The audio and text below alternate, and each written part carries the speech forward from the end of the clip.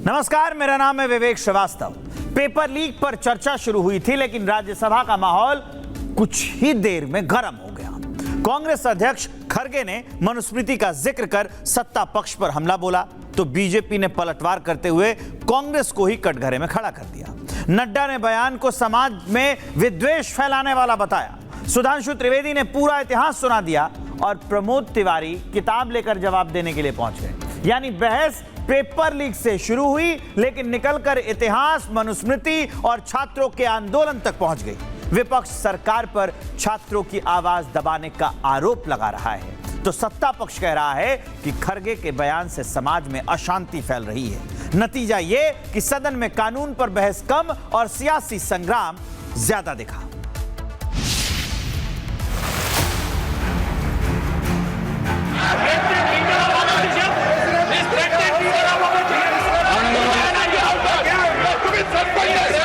Syllabus जो बदल रहे हैं आप, उसमें ये भी आ रहा है।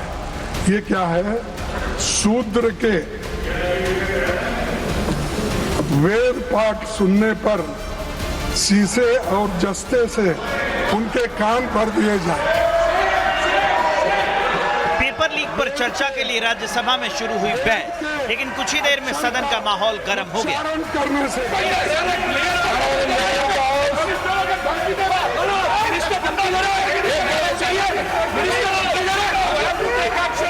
मल्लिकार्जुन खरगे ने शिक्षण संस्थानों में आरएसएस के कथित दखल का मुद्दा उठाया और इसी दौरान मनुस्मृति का जिक्र कर दिया। खरगे ने दावा किया कि मनुस्मृति को मानने वालों की वजह से शूद्रों से पढ़ने का अधिकार छीन लिया गया। इतना सुनते ही सत्ता पक्ष की तरफ से विरोध शुरू हो गया। सरकार की तरफ से मोर्चा संभालते हुए केंद्रीय मंत्री जेपी नड्डा खरगे के बयान को तथ्यों से परे बता रहे हैं। कहा कि ऐसे बयान समाज में विद्वेष और अशांति का माहौल पैदा कर सकते हैं, और इसके बाद सभापति ने मनुस्मृति से जुड़े बयान को रिकॉर्ड से हटाने की बात कही। लेकिन कहानी यही खत्म नहीं हुई। खरगे साहब को लगा कि मनुस्मृति से 2 लाइन पढ़कर विद्वान बना जाए, लेकिन शायद वो भूल गए कि राज्यसभा में बीजेपी के सांसद सुधांशु त्रिवेदी ने खरगे साहब को पूरा इतिहास सुना दिया। बाबा साहब अम्बेडकर की किताब who were Shudras chapter number 1 page number 1 paragraph number 3 उन्होंने लिखा है, there is no connection of modern day schedule caste with the Vedic Shudras. बाबा साहब अम्बेडकर की किताब द अनटचेबल्स, उस पर लिखा है देयर वाज नो अनटचेबिलिटीज मनुजरा। सर मैंने बाबा साहब को कोट किया है। यानी जिस मुद्दे पर खरगे सरकार को घेर रहे थे, उसी मुद्दे पर बीजेपी ने पलटवार करते हुए कांग्रेस को कटघरे में खड़ा कर दिया।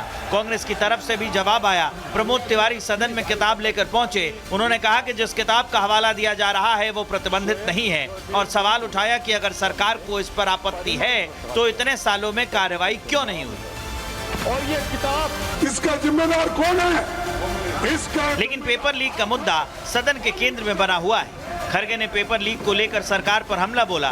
खरगे ने पेपर लीक से जुड़े और छात्रों पर कार्रवाई को लेकर भी सरकार को घेरा और कानून व्यवस्था से जुड़े मामलों की जांच की मांग करते हुए गृह अमित शाह की जिम्मेदारी तय करने की बात कही।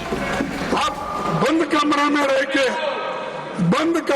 रह के आप सुन रहे होंगे मेरी बात, लेकिन आप बंद कमरे में रह के बहुत दिन छुप नहीं सकते। एक दिन हम बाहर खींच के लाएंगे। खरगे के एक के बाद एक विवादित बयान के बाद सदन का तापमान और बढ़ गया। बीजेपी ने खरगे से माफी मांगने की बात कही, तो उधर संजय सिंह भी सियासी तपिश में हाथ सेकते दिखे।